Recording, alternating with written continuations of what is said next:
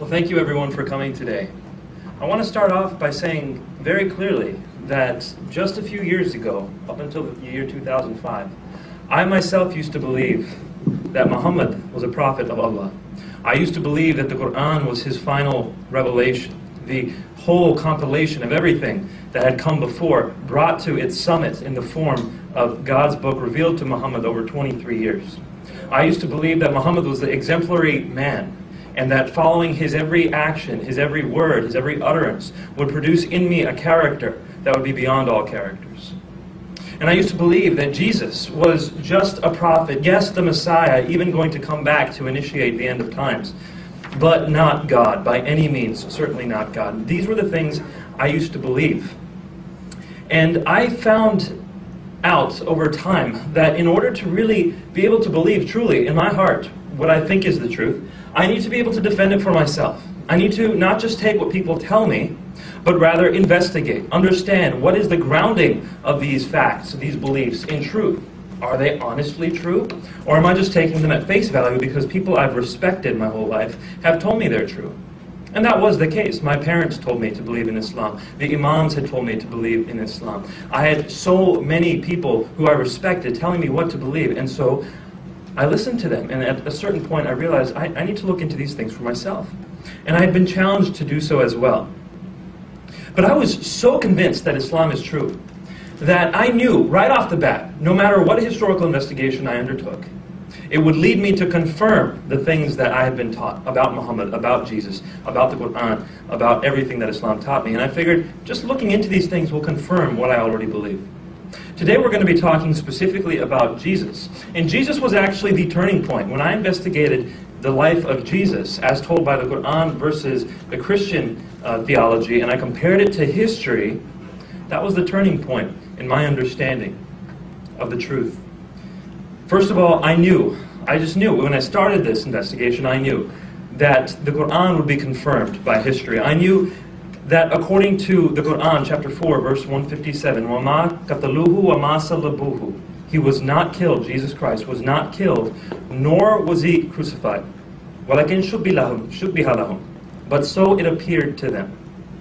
So this is saying in the Quran, Jesus was not killed on the cross, nor was he crucified, but so it was made to appear to them.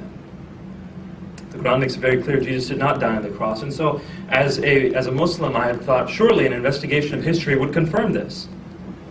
The Quran also says that Jesus certainly wasn't God. Chapter 5, verse 116 and 117. And behold, God will say, talking about in the future, at the end of times, God will say, O Jesus, the Son of Mary, did you say to men, worship me, as in worship Jesus, and my mother as gods in addition to Allah? He will say, glory be to you. Never could I say what I had no right to say. Never did I say to them anything except what you told me to say. Worship God, my Lord and your Lord. So the Quran makes it clear. Jesus never claimed to be God. He never told anyone to worship him. This is something that must have happened later because while he was with them, they didn't say anything of the sort. And I knew, again, as a Muslim when I was investigating history, that this would probably be confirmed. Finally, the third thing that the Quran told me, but with which Christians were in general agreement, was that Jesus did miracles. The Quran chapter 3 verse 49 says, I have come to you with a sign from your Lord, in that I make for you out of clay, as it were, the figure of a bird, and breathe into it, and it becomes a living bird by God's leave.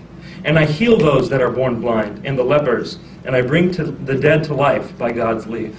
So here in this statement, chapter 3 of the Quran, verse 49, Jesus is giving life to birds. He's cleansing the lepers. He's giving sight to the blind. He's even raising the dead. Jesus is clearly miraculous in the Quran. And I figured an historical investigation would confirm this as well. And knowing these things, I had the Christian belief, on the other hand, to which I was going to compare my historical investigation. For one, Christianity taught that Jesus died on the cross. All four Gospels, and Q, if you believe in Q theory, all five sources clearly say that Jesus died on the cross. There's no equivocation in this matter. They make it extremely clear Jesus died on the cross. They also extremely clearly state that Jesus claimed to be God, that Jesus received worship, that he was in fact entitled to all things God was entitled to. The Gospels make this extremely clear. So the question for me was simple. How do I find out what's the truth? We have these two conflicting worldviews. How do I find out what's the truth?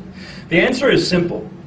When you're investigating something from a historical perspective, what are you supposed to do? Are you supposed to go to books written hundreds and hundreds of years later to see what a man was like? Absolutely not. You go to the books that are written right around that person's life. For example, if I want to read about Abraham Lincoln, I could read books about him now, or I could read the primary sources that were written right around his life. Which one of those two is more likely to be accurate? The one written right by his lifetime. It's not leaving out any details that we might have wanted to add over time. So when we turn to the life of Jesus, what do I want to study? Books written hundreds of years later, hundreds of miles later in different social contexts? Or do we want to read the books that are written first and foremost about him, the very first ones, and what they say?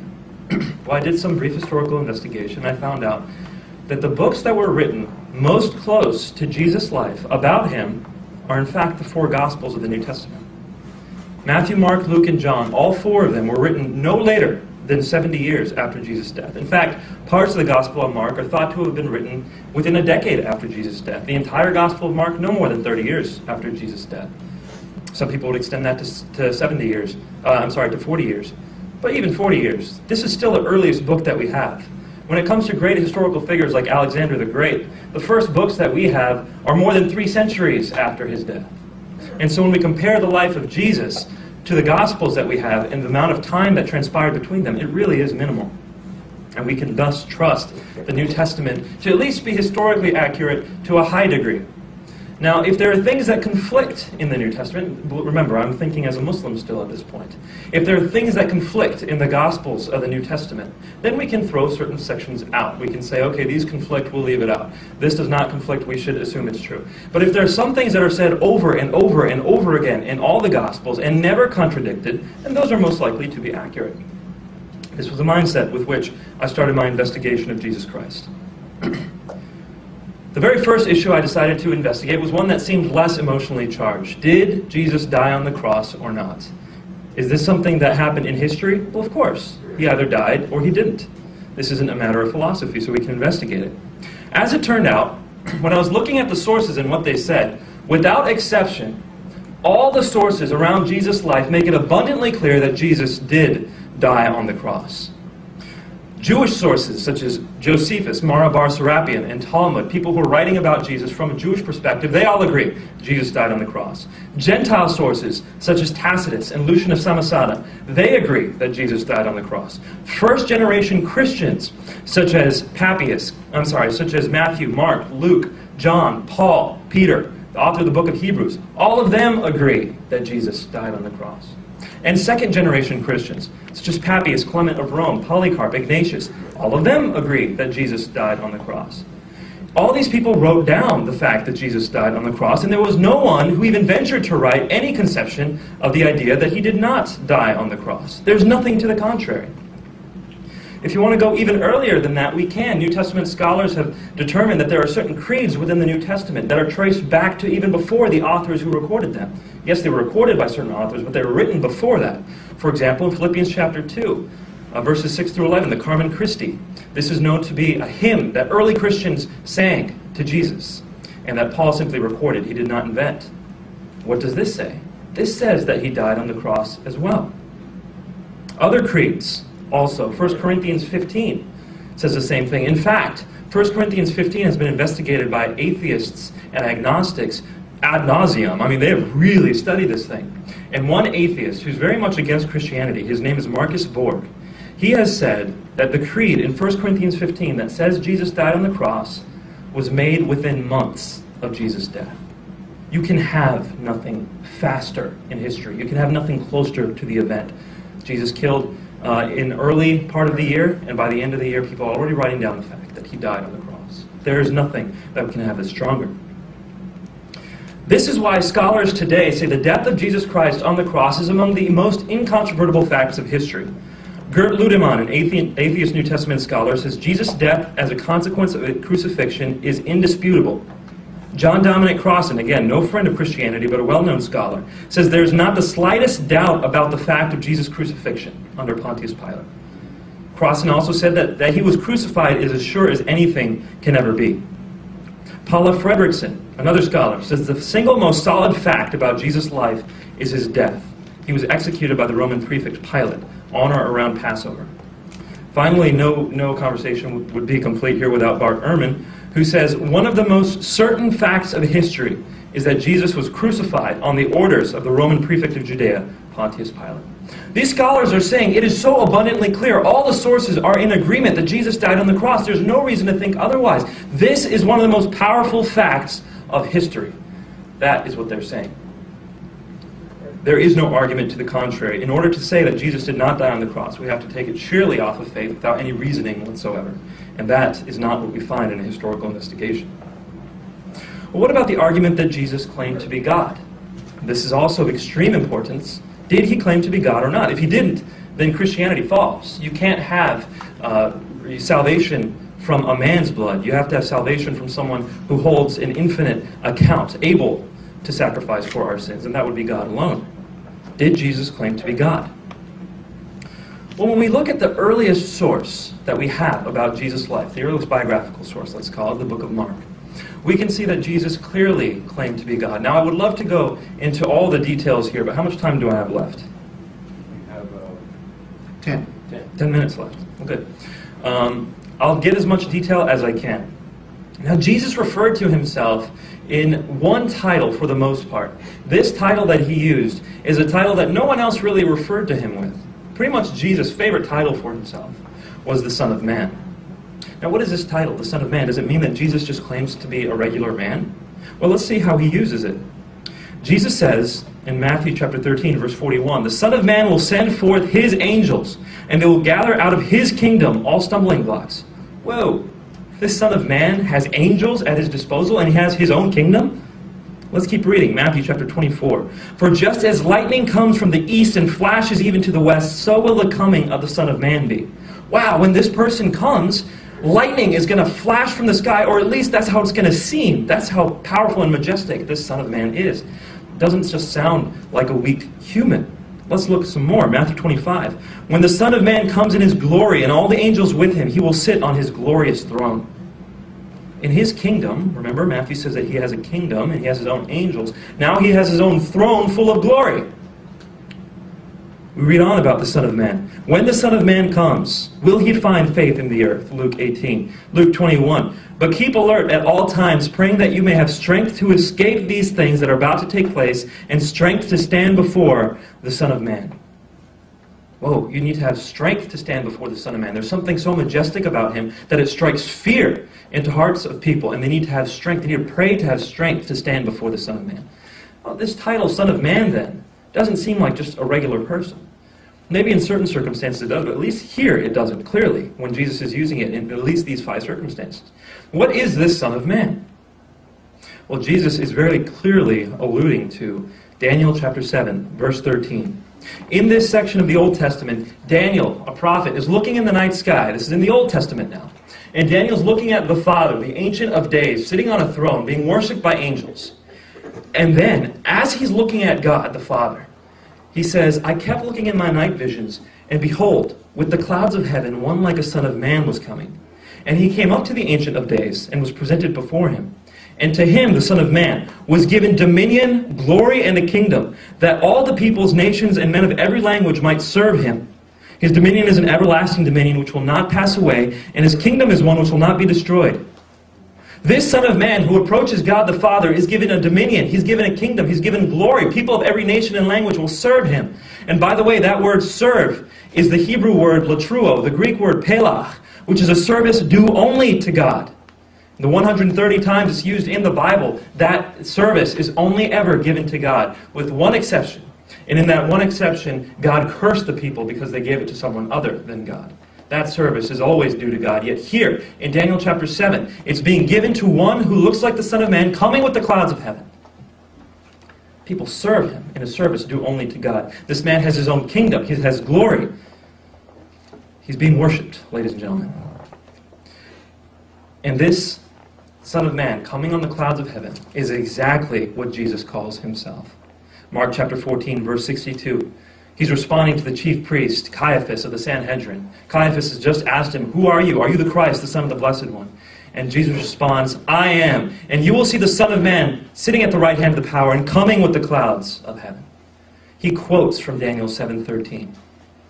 this man who receives worship by all nations, men of every tongue, he says, I am that Son of Man who will come with the clouds of heaven. This passage is rife with divine intonation. We can actually see that the image of someone coming on the clouds of heaven is an image that's reserved for divine figures alone. Yet Jesus claims it for himself. In the same passage, he refers to the divine statement, ego eimi, I am. This I am statement is something that Jesus says over and over again in very powerful ways. John chapter 8, verse 24.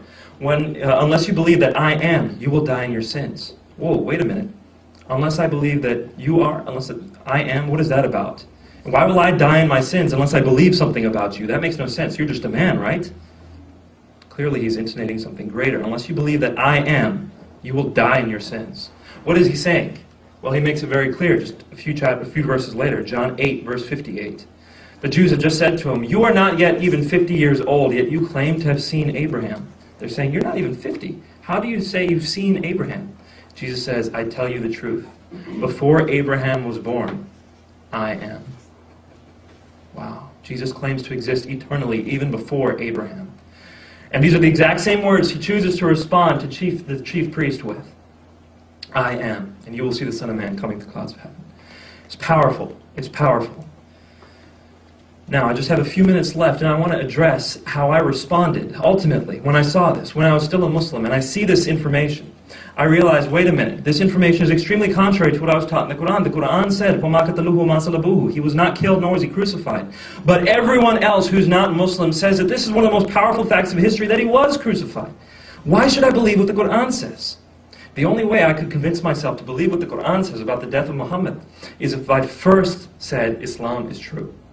Then I will believe the Quran. I had to be circular. There was no good historical reason for me to believe that Jesus did not die on the cross. And what about the deity of Christ? I've just referred to a few sections from the Gospel of Mark. There is so much more. I just don't have time to cover it right now. But over and over and over again, from the earliest gospel to the last gospel, from things written outside of the gospels, from things written outside of the Bible, we see people over and over again ascribing to Jesus deity. Whereas the Quran said he never claimed to be God. He says, no God, I never told them to worship me.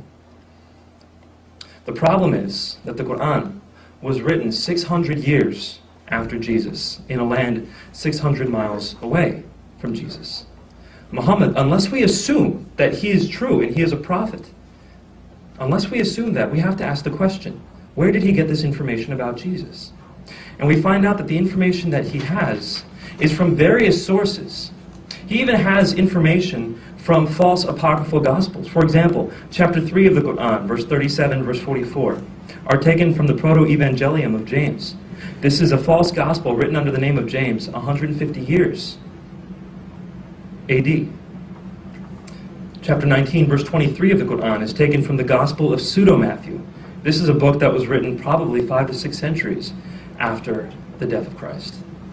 And yet, this is taken and included in the Quran. Chapter 19 of the Quran, verse 29 through 31, as well as chapter 3, verse 46, is taken from the Arabic infancy Gospel of Thomas. It's an interesting account. As soon as Jesus is born, he starts talking and proclaiming Allah to the people, the moment he is born.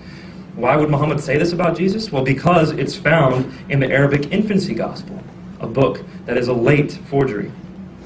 Chapter 3, verse 49 of the Quran, chapter 5, verse 110. This is the verse I referred to you when it says that Jesus breathed life into clay birds. Why would Muhammad say this? That Jesus had the ability to give life to clay and to turn them into birds? Why would Muhammad say this? It's a strange thing to make up. He didn't make it up. He found it in a forgery in the infancy Gospel of Thomas, a book written 170 years AD. So we find that the Quran tries to gather things that are written in its area, in its time frame, to tell us about Jesus. But I'm not going to refer to something written 600 years later than Jesus, 600 miles away from Jesus, when I can turn to something that's written very close to his time, the Gospel of Mark, written no more than 30 to 40 years later, the Gospel of Matthew, the Gospel of Luke, the Gospel of John, the writings of Peter, the writings of Paul, the writing of the author of the Hebrews. Why would I go further away than what's clearly stated? And what do they say? Well, they ascribe things to Jesus that are powerful. They say things like he is the creator, that he is the savior, that he raised the dead, that he is the judge, that he is the light, that he is the glory of God, that he is the Alpha and the Omega, the beginning and the end, the Redeemer, the bridegroom, the forgiver of sins. He's worshipped by angels, addressed in prayer. He's the creator of angels, and he's confessed as Lord. This is what we find out about Jesus from the earliest testaments that we have about him. And I will choose to believe what they say over anything that came later. That is what we can know about Jesus. Thank you.